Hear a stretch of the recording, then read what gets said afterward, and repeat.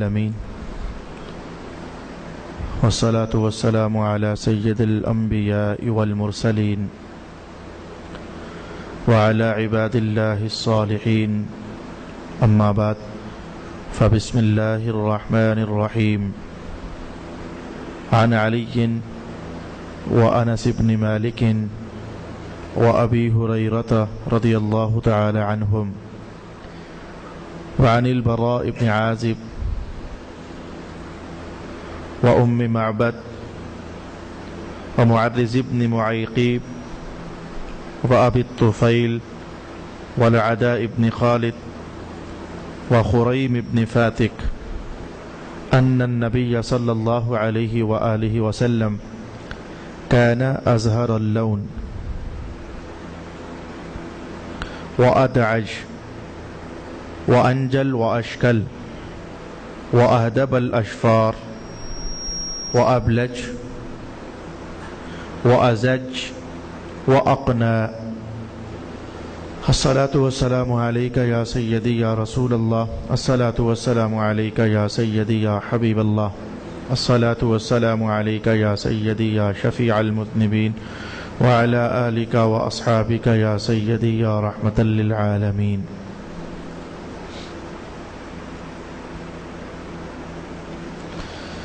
قابل صد احترام دوستوں اور بزرگوں اور بھائیوں اور بالخصوص طلبہ کرام، رمضان المبارک کی صبحوں کی نشستوں میں گزشتہ کئی زمانوں سے یہ عنوان رہا ہے کہ جو طلبہ کرام پڑھنے کے لیے میرے پاس تشریف فرما ہوتے ہیں 7 سالوں کے لیے، انہیں رسول پاک صلی اللہ علیہ وآلہ وسلم کی سیرت اقدس کے حوالے سے ضرور کچھ نہ کچھ پڑھاتا ہوتا ہوں، نصاب کا حصہ ہے۔ اس بار بھی اللہ تعالیٰ کے فضل اور اس کے کرم سے اسی نصابی کارروائی کو نبھاتے ہوئے میرا ارادہ یہ تھا کہ رسول پاک صلی اللہ علیہ وآلہ وسلم کے ولادت باسعادت کے احوال سے لے کر آپ کا بچپن شریف، آپ کا لڑکپن شریف، پھر آپ جوان ہوئے، آپ کے جوانی کے احوال، پھر آپ نے تجارتی منڈیوں میں تشریف آوری کی وہ احوال، پھر آپ کی شادیاں، پھر اعلان نبوت، اور پھر مختلف احکام، نزول وحی، مدینہ شریف کی آپ کی حیات اقدس، الغرض، یہ سب کچھ پہلے طلبہ کرام کو پڑھایا کرتا تھا اور آپ کو بھی انشاءاللہ العزیز پڑھاؤں گا۔ لیکن اس بار جب میں نے اپنے مشائخ سے مشورہ کیا کہ طلبہ کے ساتھ ساتھ لوگوں کو بھی یہ ساری باتیں پڑھاؤں، تو مجھے اس سال کے حوالے سے تو یہ حکم ملا کہ ایسا کریں کہ حضور کی سیرت اقدس ایک وسیع ترین سمندر ہے، اس میں سے کیا بیان کرو گے، کیا چھوڑو گے۔ 25 روزہ یہ سیرت رسول صلی اللہ علیہ وآلہ وسلم پروگرام ہے، تو ایسا کر لو کہ اس بار شفا شریف کی برکات حاصل کرو۔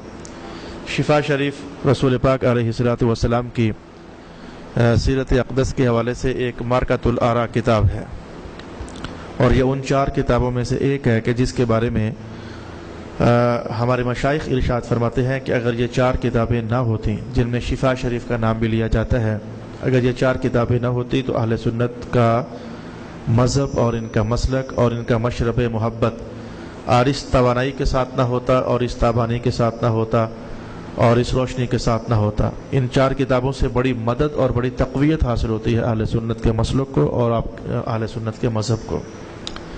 تو فرمانے لگے کہ اس سال تو ایسا کرو، شفا شریف سے آپ لوگوں کو سلیکٹ کر کے ابواب بتائیں اور پڑھائیں، پھر اگلے سال سے مزید مشاورت کر کے جو کچھ بتانا ہوگا تو بتایا جائے گا۔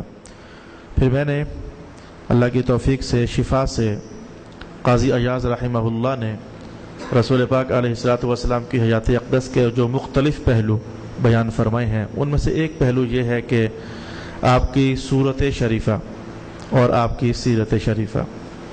صورت کیا ہے اور سیرت کیا ہے، یہ 2 الگ الگ باتیں ہیں۔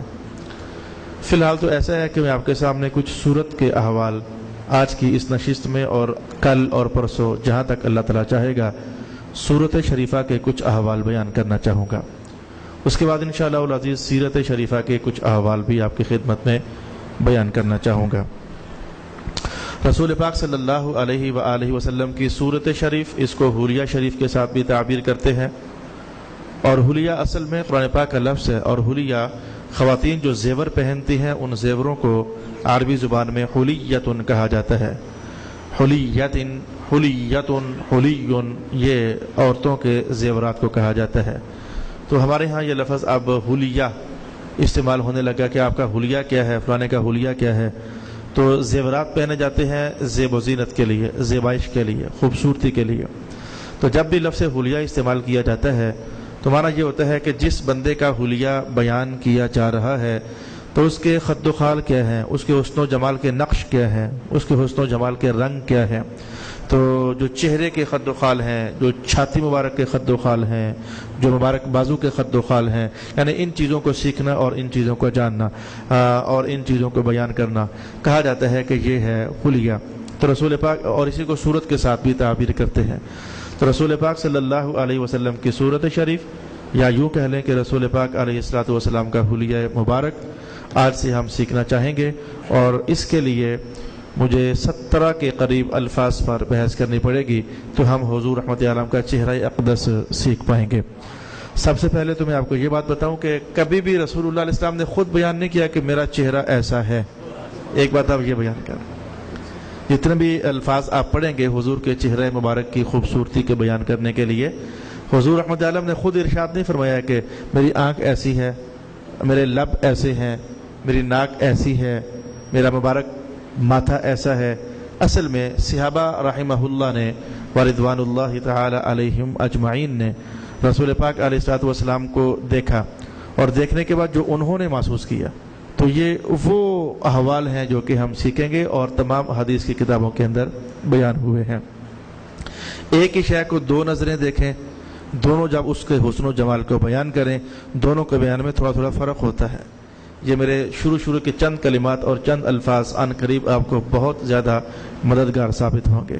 ایک چہرہ اقدس کو 10 بندے دیکھیں، ایک چہرہ اقدس کو 100 بندے دیکھیں، ایک چہرہ اقدس کو 1000 بندہ دیکھے، پھر جب ہزاروں کی ہزاروں یا 100 کے 100 یا 50 کے 50 وہ دیکھے ہوئے نقش کو جب بیان کریں گے تو ہر ایک کے بیان میں اب جو اس نے محسوس کیا وہ بیان کر رہا ہوتا ہے۔ میری جو یہ بحث ہے چند جملوں پر مشتمل، یہ ہمیں اس عنوان میں فائدہ دے گی کہ آپ محسوس کریں گے کہ ایک صحابی ہیں، وہ فرماتے ہیں کہ رسول پاک علیہ الصلوۃ والسلام کا مثلا سب سے پہلی بحث ہمارے پاس حضور کے مبارک رنگ کی ہے، حضور کا رنگ مبارک کیسا تھا۔ ایک صحابی آپ محسوس کریں گے، وہ کہیں گے کہ حضور کا رنگ تو ابیض تھا، یعنی سفید۔ اچھا، ایک صحابی بیان کریں گے تو وہ کہیں گے حضور رحمت عالم کا جو رنگ مبارک ہے وہ تو ازہر تھا۔ اچھا، ایک صحابی بیان کریں گے کہ رسول پاک علیہ الصلوۃ والسلام کا رنگ مبارک اسمر تھا۔ ایک صحابی بیان کریں گے کہ رسول پاک علیہ الصلوۃ والسلام کا رنگ مبارک احمر تھا، یعنی سرخ۔ اچھا، ایک صحابی بیان کریں گے کہ ابیض مشرب بحمرہ، حضور رحمت عالم کا جو رنگ مبارک تھا ویسے سفید لیکن اسے سرخی پلائی گئی تھی، ایسا سفید جس کو سرخی پلائی گئی تھی۔ اب یہ یعنی میں نے 5 روایت کے الفاظ آپ کے سامنے بیان کر دیے، تو میں انشاءاللہ اس کو کھولتا ہوں، لیکن میں بتانا یہ چاہتا ہوں کہ صحابہ نے حضور رحمت عالم کو دیکھا تو آنکھ کا نقشہ 10 صحابہ نے کھینچا، ہر ایک نے اپنے حساب سے کھینچا۔ تو پھر اس بیان میں جو لفظ عربی زبان میں استعمال ہوتا تھا تو انہوں نے پھر وہ لفظ بیان کیا۔ تو ہر ایک کا بیان کیا وہ بات فیصلہ نہیں ہے، فائنل نہیں ہے۔ ممکن ہے کہ کسی دوسرے صحابی نے اس سے بھی اعلیٰ لفظ بولا ہو، ممکن ہے کہ کسی تیسرے صحابی نے اس سے بھی اعلیٰ لفظ بولا ہو۔ تو پھر یہ مہربانیاں اللہ نے یہ کر دی کہ جو محدثین ہوتے ہیں اور جو حدیث کا مغز نکالنے والے ہوتے ہیں، جو الفاظ کو کھول کر کے تو اندر سے معانی مطالب حاصل کرنے والے لوگ ہوتے ہیں، پھر انہوں نے مہربانی فرمائی، ہمیں بتایا کہ مثلا جو میں نے پہلے بحث آپ سے کرنی ہے عن قریب کہ رسول اللہ کا رنگ مبارک ابیض تھا یا احمر تھا یا اسمر تھا یا پھر ابیض مشرب بحمرہ تھا، اور آدم بھی آیا، حضور کا مبارک رنگ آدم تھا، آدم۔ تو یہ تھا کیا؟ تو محدثین کہتے ہیں یہ ساری چیزیں تھیں۔ اب یہ کہنا کہ یہ سارے ہی رنگ رسول اللہ علیہ السلام کے تھے، پھر سمجھنا پڑے گا کہ یہ بحث سارے ہی رنگ حضور کے تھے، یہ بات کیسے ہمیں سمجھ آتی ہے؟ تو میں نے ابھی تک آپ کے سامنے جو کہنا چاہا، چونکہ اب ہم نے حضور پاک علیہ الصلوۃ والسلام کے نقش و نگار میں اللہ تعالیٰ نے کیا حسن بھرا تھا، ہم نے سیکھنا ہے۔ اور یہ تمام روایات صحابہ نے بیان فرمائی ہیں، کوئی بات بھی ان میں سے رسول پاک علیہ الصلوۃ والسلام کی ذاتی کہی ہوئی نہیں ہے۔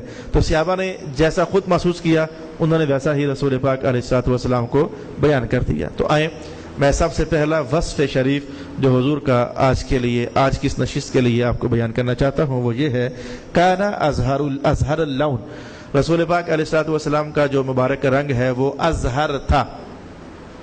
ازہر میں بنیادی بحث بھی آپ کے سامنے کرتا ہوں، لغت کے حوالے سے بحث بھی کرتا ہوں، پھر محدثین نے جو کچھ کہا کہ ازہر کیا ہوتا ہے میں وہ بات بھی آپ کے سامنے کہنا چاہوں گا۔ آپ نے لفظ سنا ہوگا فاطمۃ الزہرا، یہ لفظ زہرا جو ہے یہ ازہر، زہرا یہ لفظ وہ یہ زا ہا اور را، زہر زہرا۔ قرآن پاک نے اس لفظ کو یوں استعمال کیا، زہرۃ الحیات الدنیا، یہ جو دنیا کی زندگی کی جو زہرت ہے نا، زہرت یہ بندوں کو کھینچ لیتی ہے۔ اور آپ کو پتہ ہے کہ دنیا کے بارے میں رسول پاک علیہ السلام نے کیا فرمایا کہ الدنیا حلو خضرۃ، دنیا بڑی میٹھی ہے اور سبز ہے، تو اس کی مٹھاس اور اس کی جو سبز رنگ ہے یہ بڑی اٹریکشن رکھتا ہے۔ تو جو ایک بار اس کو دیکھتا ہے نا، میں مثال دیتا ہوں، بازار جاؤ نا تو دکان کی ہر شے دیکھ کر دل کرتا ہے یہ ہمارے گھر ہونی چاہیے، یہ اس کا سبز رنگ ہے اور اس کی مٹھاس ہے۔ ایک ایک شے بندے کو اٹریکٹ کرتی ہے اپنی طرف، کہ موبائلوں کی دکان پر چلے جاؤ تو لگتا ہے کہ یہ سارے موبائل میرے پاس ہونے چاہیے، یہ انسان کی فطرت ہے۔ اور میرا چھوٹا بچہ بعض اوقات میرے ساتھ بازار چلا جائے، میری بیٹی چھوٹی، تو وہ کھلونوں والی دکان پر جائے گی تو اس کا دل ہوتا ہے کہ یہ سارے کھلونے میرے گھر ہونے چاہیے۔ تو بچپن سے لے کر بڑا ہونے تک انسان کی فطرت کچھ ایسی ہی ہے کہ دنیا اسے اپنی طرف کھینچتی ہے۔ تو پھر ایسی شے جو اندر سے بندے کو کھینچ لے، اسے قرآن پاک نے کہا یہ زہرا ہے، زہرا جو اندر سے اپیل کرے، بندے کا دل چاہے کہ یہ میرے پاس ہونی چاہیے، پھر ایسی خوبصورت شے کو زہر کے ساتھ تعبیر کیا جاتا ہے۔ تو خاتون جنت کو بھی زہرا اسی لیے کہا جاتا ہے۔ اب سیدہ زہرا ہے، رسول اللہ علیہ السلام کی آنکھوں کی ٹھنڈک ہے۔ کبھی آپ فرمایا کہ یہ میری آنکھوں کی ٹھنڈک ہے، کبھی فرمایا کہ میرے دل کا ٹکڑا ہے۔ مانا یہ تھا کہ حضور رحمت عالم کا دل محبت کے ہاتھوں جیسے اپنی بیٹی پاک کی طرف کھینچا جا رہا تھا، وہ رغبت بڑی تیز ہوئی تھی۔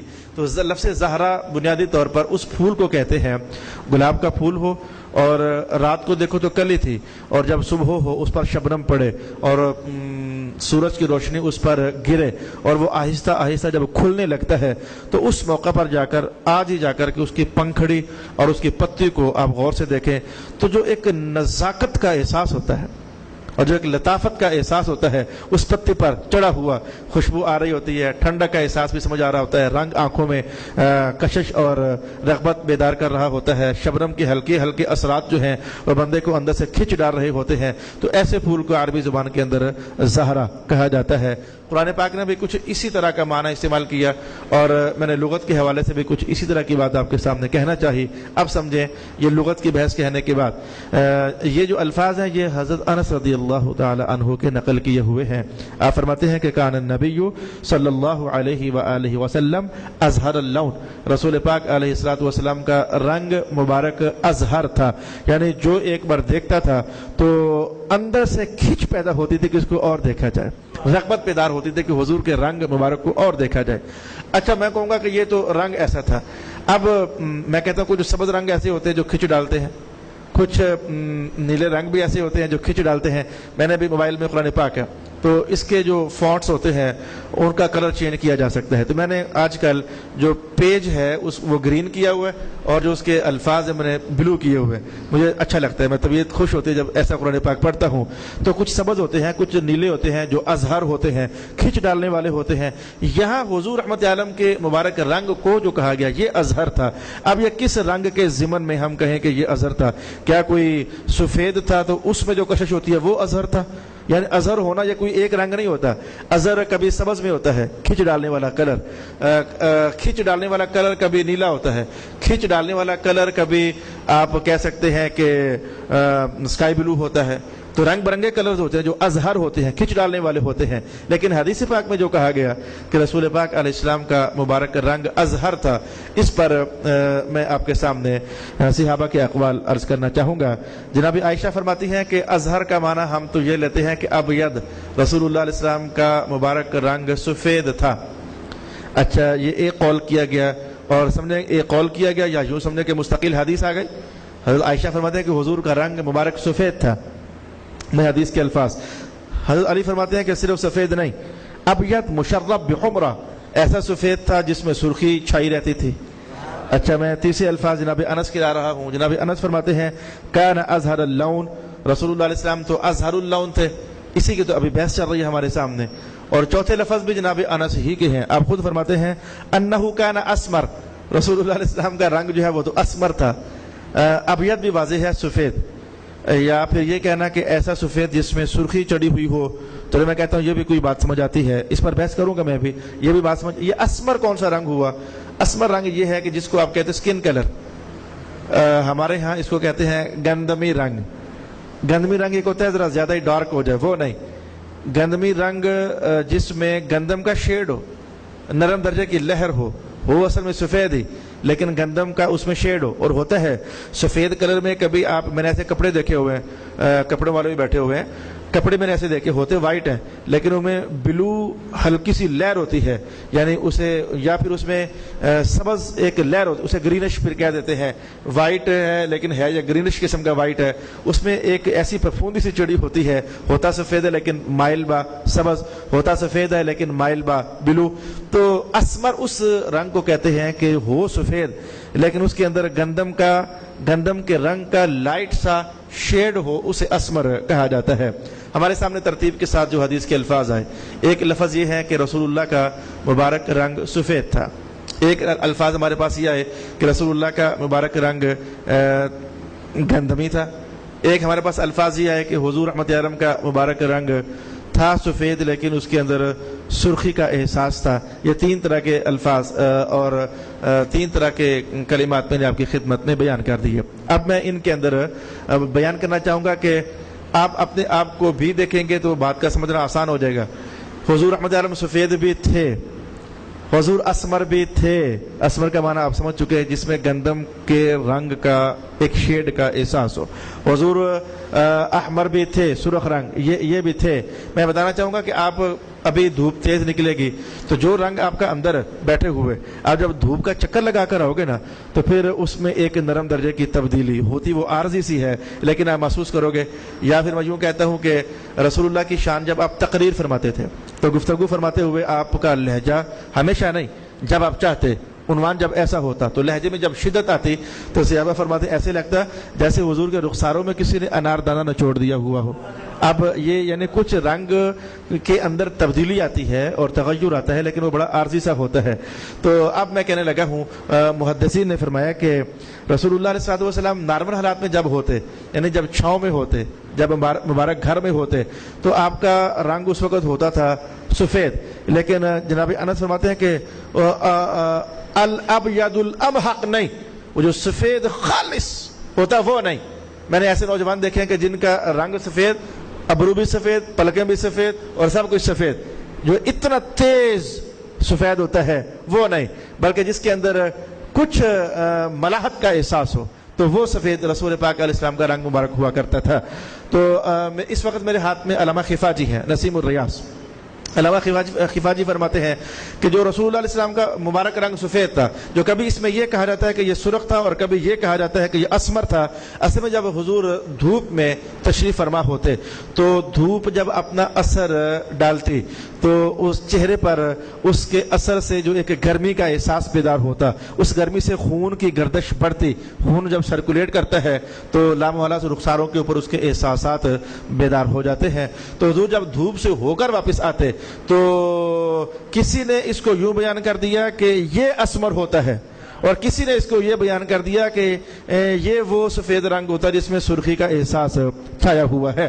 تو سفید حالت چھاؤں میں رسول اللہ علیہ السلام کا مبارک رنگ سفید ہوتا اور جب دھوپ سے ہو کر تو تشریف لاتے تو دھوپ اپنے کچھ اثرات اس میں چھوڑتی تو پھر آپ کے رنگ کے اندر سرخی کا احساس بھی ہوا کرتا تھا. لیکن حضرت علی رضی اللہ تعالی عنہ فرماتے ہیں کہ یہ جو سرخ رنگ ہے یہ دھوپ والا نہیں ہوتا تھا. حضرت علی فرماتے ہیں یہ سرخ رنگ جو ہے نا یہ دھوپ والا نہیں ہوتا تھا، بلکہ میں آج بھی آپ سے کہوں کہ بعض اوقات ہمارے ماحول کی باتیں ہمیں جلدی سمجھ آ جاتی ہیں. آپ کو اللہ پاک نے جو بیویوں والے ہو تو کیا آپ نے بیویوں کو کبھی تیار ہوتے نہیں دیکھا ہے؟ آج بھی رخساروں کے اوپر غازہ ملا جاتا ہے اور سرخ رنگ ملا جاتا ہے. ہماری جو عورتیں ہیں ان کا تو عارضی ہوتا ہے نا، وہ میک اپ لیتی ہیں بازار سے. تو یہاں رخسار کے اندر اصل میں سفید کے اوپر سرخ رنگ کا ایک ہلکا سا چھٹا لگا دیا جائے تو دیکھنے والے کی نظر خوش ہو جاتی ہے. تو جناب علی فرماتے ہیں کہ اصل میں رب کائنات نے تخلیقاً ہی حضور کے سفید رنگ میں رخساروں کے اوپر خاص کر کے ایک سرخ رنگ کا جیسے چھٹا لگایا ہوا تھا. یعنی وہ اب چھاؤں میں ہوتے تو بھی وہ سرخی سفیدی کے اوپر سرخی نظر آتی ہی ہوتی تھی، اور آپ دھوپ میں ہوتے تو پھر بھی سفیدی کے اوپر سرخی نظر کا ایک احساس ہوا ہی کرتا تھا. البتہ یہ کہا جا سکتا ہے جب رسول اللہ علیہ السلام دھوپ سے ہو کر کے تو اندر تشریف لے کر آتے تھے تو وہ دیکھنے والے کی آنکھ، میں کہتا ہوں کہ آپ لوگ ابھی ہم تیز دھوپ ہوگی تو باہر سے تیز دھوپ کو دیکھ کر کے جب ہم اندر آئیں گے تو وائٹ سی چیز بھی ہمیں ہماری آنکھوں کو دھندلی محسوس ہوتی ہے. وہ شے اصل میں دھندلی نہیں ہوتی ہے، وہ آنکھوں کا احساس اصل میں دھندلا ہوتا ہے. وہ شے ویسے ہی جیسے وائٹ تھی ویسے ہی ہوتی ہے. یہ کتنا غضبناک قول کر دیا علامہ خفا جی نے. فرماتے ہیں کہ یہ جو کہا گیا کہ حضور کا رنگ جب دھوپ سے واپس آتے تو اس میں سفیدی کچھ کم ہو چکی ہوتی تھی. مطلب سفیدی کم نہیں ہوتی تھی، وہ اصل میں دیکھنے والے کا اپنا احساس ہوتا تھا. اسے ایسے لگ رہا ہوتا تھا کہ رسول اللہ علیہ السلام کی سفیدی میں کچھ اثر واقعہ ہو چکا ہے. تو میں ابھی تک آپ کے سامنے رسول پاک علیہ الصلوۃ والسلام کے مبارک رنگ پر گفتگو عرض کر رہا ہوں. اللہ تعالیٰ قبول فرمائے. مجھے پتہ ہے کہ یہ عنوان بہت بڑا ہے اور اس عنوان کے سامنے میں بہت ہی چھوٹا ہوں اور مجھے گفتگو کا اس طرح سلیقہ بھی نہیں ہے، اور وہ سارے ادب آداب جو ملحوظ خاطر رہنے چاہیے وہ بھی سارے کے سارے میرے پاس نہیں ہیں. اللہ تعالیٰ قبول فرمائے. جو بھی ٹوٹے پھوٹے الفاظ ہیں، میں گھر سے بھی نکلا ہوں تو دعا کر کے نکلا ہوں. اللہ تعالیٰ سرور کائنات کا حسن و جمال بیان ہونے جا رہا ہے. اب میں کیا بیان کروں گا اور میں کیا بیان کر سکتا ہوں؟ میری مدد ہی ہو جائے تو اسی کے اندر مجھے عافیت نظر آتی ہے. اب جب کہ میں نے آپ کے سامنے ابھی یہ کہا کہ آپ کا مبارک رنگ تھا تو سفید، لیکن جب دھوپ سے ہو کر واپس آتے تھے دھوپ کے اثرات اس میں دیکھنے والا محسوس کرتا تھا. جب میں نے یہ بات کہی ہے تو محدثین کہتے ہیں کہ ہم نے بات سمیٹنی تو نہیں ہے، ہم بات کی کھوج لگائیں گے. وہ بات کی کھوج لگائیں گے. کہتے یہ آپ نے کیا کہہ دیا کہ حضور کے چہرے اقدس پر دھوپ پڑتی تھی، یہ آپ نے کیا کہہ دیا؟ حالانکہ حدیثوں میں تو ہم نے یہ بات پڑھی ہے کہ رسول اللہ جدھر جدھر جاتے تھے تو بادل سایہ کیا کرتے تھے. اور یہ جو حدیث آپ ابھی الفاظ آپ سے کہے ہیں یہ حضور کے معجزات کے حوالے سے آپ نے سنے بھی ہوں گے کہ حضور رحمت عالم جدھر تشریف لے کر جاتے تھے تو بادل آپ پر سایہ کیا کرتے تھے. جب بادل سایہ کیا کرتے تھے تو پھر دھوپ کے پڑنے کا تو امکان نہیں ہے. جب دھوپ پڑنے کا امکان نہیں ہے تو پھر یہ کہنا کہ جب حضور دھوپ سے ہو کر آتے تھے تو پھر آپ کا مبارک رنگ سامورا ہوتا تھا، اسمر ہوتا تھا، یہ بحث ہمیں کچھ سمجھ نہیں آتی ہے. یعنی یہ ہمارے اکابر یہ ساری بات ارشاد فرما رہے ہیں کہ یہ بات ہمیں سمجھ نہیں آتی ہے کہ حضور کے چہرہ اقدس پر دھوپ اپنا اثر چھوڑے. یہ بات ہمیں سمجھ نہیں آتی ہے. یہی وجہ ہے جو میں نے ابھی سوال آپ کے سامنے بیان کیا، یہی وجہ ہے کہ بعض محدثین نے کہا کہ جو یہ کہا گیا کہ حضور کا رنگ سفید تھا، یہ ایک تیسرا قول آپ کے سامنے لا رہا ہوں. حضور رحمت عالم کا رنگ سفید تھا، اس سے مراد وہ رنگ تھا جو کپڑوں کے اندر چھپا ہوا ہوتا تھا. اور جو یہ کہا گیا کہ حضور کا رنگ اسمر تھا یعنی اس میں گندم کے شیڈ کا احساس تھا، تو یہ وہ کلر تھا جو مبارک چہرے کا ہوا کرتا تھا. لہذا یہ بھی ٹھیک ہے کہ حضور ابیض تھے اور یہ بھی ٹھیک ہے کہ حضور اسمر تھے. یہ محدثین کی ایک تیسری جماعت نے یہ قول مبارک بھی ارشاد فرمایا. لیکن جو میں نے ابھی آپ کے سامنے سوال کیا اس کا کیا حل ہوگا ہمارے پاس اور اس کا کیا جواب ہوگا کہ یہ کہنا کہ رسول اللہ کے چہرہ اقدس پر وہ سورج نے اپنی تاثیر چھوڑی، یہ بات سمجھ آتی نہیں ہے. اس پر علامہ خفا جی ارشاد فرماتے ہیں کہ ماجرا یہ ہے کہ بہت ساری چیزیں ایسی تھیں جو اللہ تعالیٰ نے رسول اللہ علیہ والسلام کو عطا فرمائی تھی، اور وہ اس لیے عطا فرمائی تھی کہ آپ کی نبوت کا سمجھنا لوگوں کے لیے آسان ہو جائے.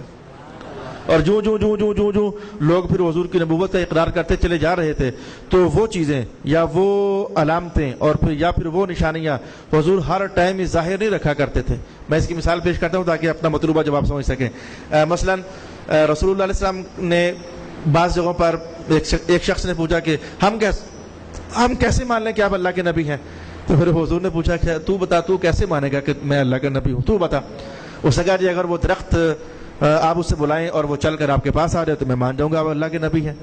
تو رسول اللہ علیہ السلام نے فرمایا کہ اچھا تو جا کر اس کو میرا پیغام دے، تو خود جا اور جا کر کے دعا کا محمد یا هذه الشجرہ، اے درخت تجھے محمد پاک بلا رہے ہیں. تو اب وہ صاحب جاتے ہیں درخت کو کہتے ہیں، درخت چل کر آ جاتا ہے۔ اب یہ نبوت کو ثابت کرنے کے لیے ایک نشانی تو ظاہر ہوئی، لیکن اب یوں تو نہیں تھا کہ ہر دن حضور ایسا ہی کرتے رہتے تھے۔ ایک میں نے اپنا مدعا بتانا ہے آپ کو کہ جو چیزیں نبوت کے ثابت کرنے کے لیے اللہ تعالیٰ حضور کو عطا فرماتا تھا تو سم ٹائم رسول اللہ علیہ وسلم ان کو ظاہر فرمایا کرتے تھے، تاکہ جہاں جہاں ضرورت ہے نبوت کا اثبات ہو جائے، یہ بندہ مسلمان ہو جائے، تو پھر کبھی ضرورت بنے گی تو پھر اس علامت کو ظاہر کر دیا جائے گا۔ تو ہر وقت وہ شے ظاہر نہیں ہوا کرتی تھی۔ اب جب کہ میں نے یہ ایک مثال آپ کے سامنے کہی ہے تو سمجھو کہ رنگ شریف کا معاملہ، کہ سورج آپ کے چہرے پر پڑتا تھا یا نہیں پڑتا تھا، بادل سایہ کرتے تھے یا نہیں کرتے تھے، تو علامہ خفاجی فرماتے ہیں کہ رسول اللہ علیہ وسلم کا نبوت کے اعلان کرنے سے جو فوراً پہلے کا زمانہ ہے، یعنی 40 سال ہوئے تو آپ نے اعلان فرما دیا لا الہ الا اللہ محمد الرسول اللہ، تو 40 سال سے جو فوراً پہلے کا زمانہ ہے، تو اس وقت اللہ پاک نے یہ کرم کیا ہوا تھا کہ دیکھنے والے حضور رحمت عالم کو جس اینگل سے بھی دیکھیں تو آپ سب سے الگ ہی نظر آئیں۔ تو ایسا ہوتا تھا کہ جدھر جدھر حضور جاتے ہوتے تو بادل ساتھ ساتھ چلتے ہوتے تھے۔ تو جب لوگ دیکھتے تھے کہ یہ ہستی معمول سے بالکل ہٹ کر ہے، کہ ہمارے ساتھ بادل نہیں چلتے لیکن یہ جدھر جاتے ہیں تو بادلوں کا سایہ ہوتا ہے، تو تب اللہ پاک نے یہ نظام رکھا ہوا تھا تاکہ لوگوں کے لیے سمجھنا جلدی آسان ہو جائے اور لوگوں کے لیے ماننا آسان ہو جائے۔ اور پھر جب نبوت کا اعلان ہو گیا، جن کے نصیب میں ایمان تھا انہوں نے ایمان قبول کر لیا، تو یہ جس مقصد کی خاطر یہ بادل سایہ کیا کرتے تھے وہ مقصد کافی حد تک پورا ہو گیا۔ تو اعلان نبوت کے بعد پھر یہ سایہ اللہ پاک نے نہیں کروایا۔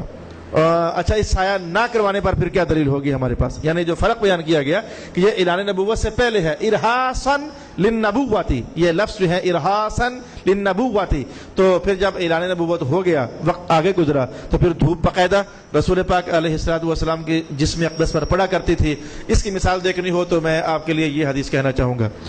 جیسے کہ ایک دور کا شخص آتا ہے اور مدینہ میں داخل ہوتا ہے اور آ کر کے تو صحابہ سے پوچھتا ہے کہ وہ کدھر ہیں جن کو محمد کہتے ہیں۔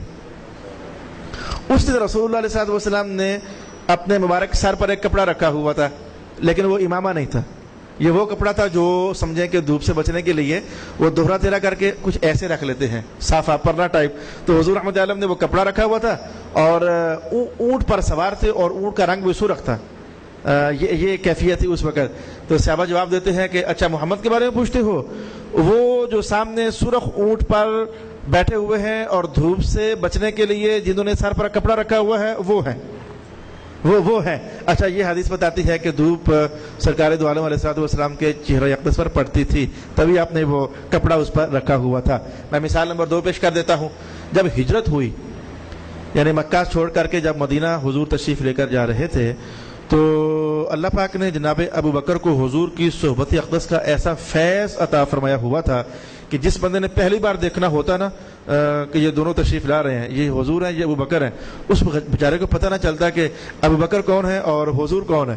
جناب ابو بکر محسوس کر رہے تھے کہ لوگ مغالطے میں ہیں، وہ مجھے ہی کہیں سمجھ رہے ہیں کہ میں ہی رسول اللہ علیہ الصلوۃ والسلام ہوں، اور یہ حضور کی صحبت کا فیض تھا کہ جیسے کہتے ہیں کہ سرکار کا رنگ چڑھ چکا تھا جناب ابو بکر پر، وہ صحبت کا فیض تھا اور رنگ چڑھ چکا تھا۔ آپ محسوس کر گئے کہ نہیں، یہ ٹھیک نہیں ہو رہا، میں تو رسول اللہ نہیں ہوں اور لوگ مجھے رسول اللہ والا استقبال دے رہے ہیں۔ آپ نے جلدی سے ایک کام کر دیا، وہ کام یہ تھا کہ آپ نے اپنا کپڑا کھولا اور کپڑا کھول کر کے تو رسول پاک علیہ السلام پر چھاؤں کر دی، تاکہ لوگوں سمجھو جو چھاؤں کرنے والا ہے وہ رسول اللہ نہیں ہے بلکہ رسول اللہ کا نوکر ہے۔ تو آپ نے آپ کی نوکری کے اظہار کے لیے آپ نے وہ کپڑا کر دیا۔ محدثین نے کہا اس کا مطلب ہے کہ دھوپ پڑ رہی تھی اور وہاں سے چھاؤں ہونے کی ضرورت تھی، تو ہی جناب ابو بکر نے کہا پھر ایسا ہی کر دیتے ہیں کہ اس پڑتی ہوئی دھوپ میں چھاؤں کر دیتے ہیں۔ یہ دوسری حدیث کے الفاظ میں نے آپ کی خدمت میں بیان کر دینا چاہے کہ رسول پاک علیہ الصلوۃ والسلام کپڑے، یا پھر جیسے کہ یہی جناب ابو بکر حضور رحمت عالم جب حج کے موقع پر شیطانوں کو کنکر مارنے کے لیے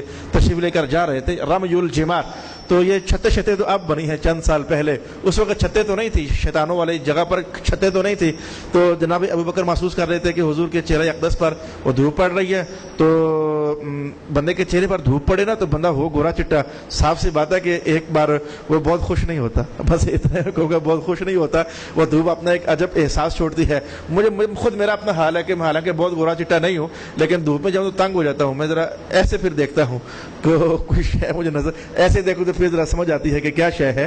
تو گھوڑے چٹے بندے کو دھوپ پریشان کرتی ہے, اور یہ معاملہ جناب ابو بکر خوب سمجھ رہے تھے. انہوں نے پتھر مارنے کے موقع پر شیطانوں کو اور جلدی سے حضور کے اوپر ایسا کپڑا تان دیا جس سے محسوس ہو رہا تھا کہ وہ چھاؤں سیدھی حضور کے چہرہ اقدس پر جا رہی ہے. تو یہ میں نے اس بات کا جواب آپ کی خدمت میں بیان کرنا چاہا کہ رسول پاک صلی اللہ علیہ وآلہ وسلم کے چہرہ اقدس پر دھوپ پڑا کرتی تھی. اب مجھے پتا کہ بات پھیل سکتی ہے, بات کو میں سمیٹنے لگا ہوں. آج میں نے صرف رسول اللہ علیہ السلام کی 5 وصفیں بیان کرنی تھی, لیکن 5 نہیں, ایک ہی پر ہماری گفتگو چل رہی ہے.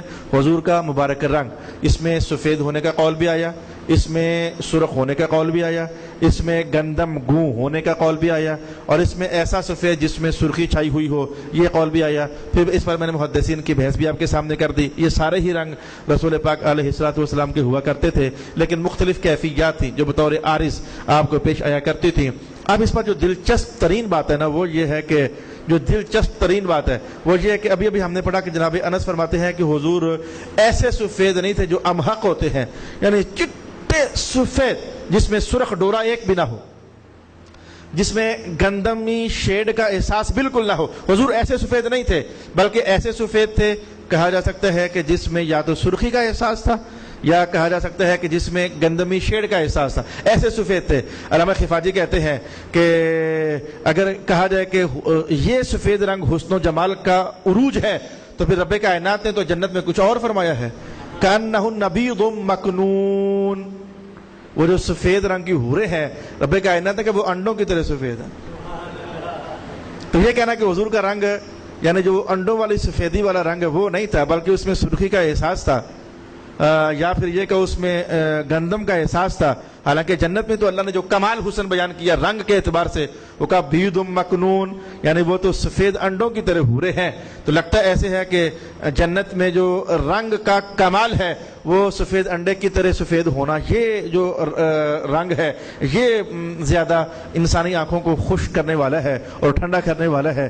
اگر وہ کمال ہے انڈے والا رنگ سفید, اگر وہ کمال ہے تو پھر حضور کو یہ کیوں دیا گیا, اور اگر یہ کمال ہے پھر جنت میں وہ کیوں رکھا گیا. یعنی اب محدثین کی بحث کسی اور طرف چلی گئی. انہوں نے کہا کہ اصل میں سفید رنگ کون سا ہے جو آنکھوں کو خوش کرنے والا ہے, جو سب سے اعلیٰ اور چوٹی کا سفید رنگ ہے, رسول اللہ کو وہ دیا گیا. بحث یہ چل رہی ہے. تو فرماتے ہیں کہ حضور کا جو سفید رنگ تھا وہ انڈے والا جو سفید رنگ ہوتا ہے وہ تو نہیں تھا, اس میں یا سرخ احساس تھا یا اس میں گندم کا احساس تھا. اگر یہ سفید رنگ جس میں سرخی کا احساس ہو یا جس میں گندم کا احساس ہو, اگر یہ رنگوں کی دنیا میں کمال ہے تو پھر جنت والوں کو یہ کیوں نہیں دیا گیا. اور اگر جنت والی حوروں کو انڈوں والا سفید رنگ دیا گیا وہ کمال ہے, تو پھر اللہ پاک نے حضور رحمت اللہ علیہ کو یہ کیوں دیا ہے. اگر وہ کمال تھا تو ادھر بھی وہی ہوتا, اور اگر یہ کمال تھا تو حوروں کا بھی رنگ یہی ہوتا. یہ بالکل عجیب و شان بحث ہے جو کہ کر دی ہے, لیکن جتنا سوال دلچسپ ہے اتنا جواب بھی دلچسپ بھی ہے اور سادہ بھی ہے اور فوراً سمجھ آنے والا بھی ہے. آپ کو پتہ ہے کہ مختلف غذائیں انسانی وجود میں مختلف اثر ظاہر کرتی ہیں. آپ سرخ مرچوں کے ساتھ روٹی کھا لو تو کھاتے کھاتے ہی آپ کے پسینے بھی چھوٹ جائیں گے, اور آپ کی آنکھیں پسینے سے شرابور ہو جائیں گی, اور آپ کا چہرہ سرخ ہو جائے گا. غذا آپ نے ایسی کھائی نا, اور اگر وہی آپ اچار کے ساتھ روٹی کھا رہے ہو تو کچھ بھی آپ پر وہ کھانے پینے کا اثر ظاہر نہیں ہوگا. آپ دال کے ساتھ روٹی کھا رہے ہو تو سرخ مرچوں والا اثر ظاہر نہیں ہوگا. تو علامہ خفاجی کہتے ہیں اصل ماجرا یہ تھا, ایک ہے دنیا اور ایک ہے جنت. تو دنیا کی غذائیں اپنی ہیں, جنت کی غذائیں اپنی ہیں. خفاجی فرماتے ہیں دنیا کی غذائیں اپنی ہیں اور جنت کی غذائیں اپنی ہیں. تو دنیا کی غذائیں کھائیں تو جو سفید رنگ نکھر کر سامنے آتا ہے وہ یہی تھا جو رب کائنات محمد مصطفیٰ کو عطا فرمایا ہوا تھا.